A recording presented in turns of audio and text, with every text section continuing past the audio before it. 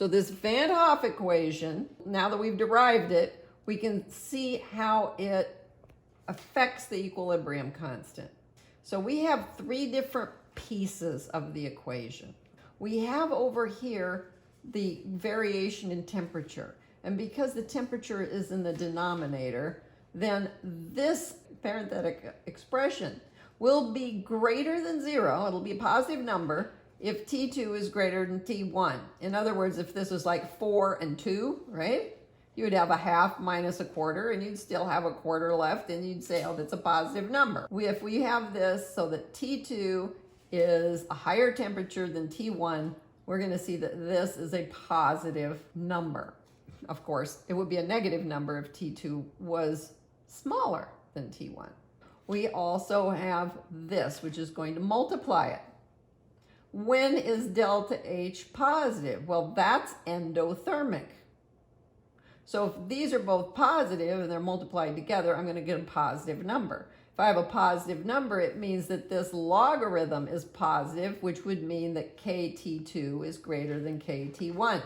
All in all, what that means is we're going to end up with 4 possibilities, because we have 2 possibilities for whether it's exothermic or endothermic, but within each of those, we have the possibility of the temperature going up or the temperature going down.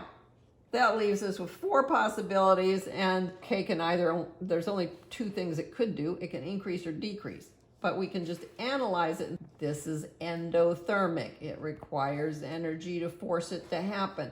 I'm adding a higher temperature.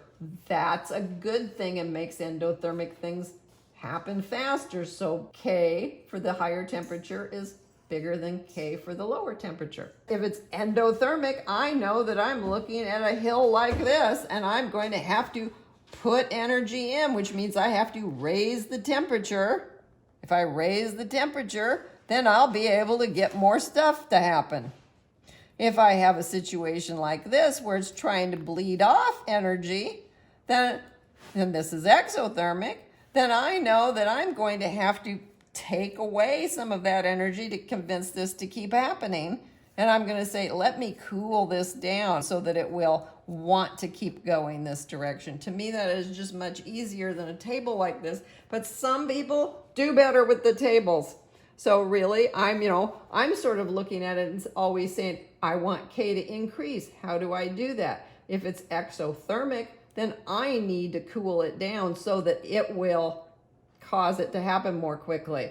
If it's endothermic, then I need to increase the temperature in order to make it happen faster. And I don't even think about the decreasing things because, I'm an engineer. I'm trying to make things happen, man.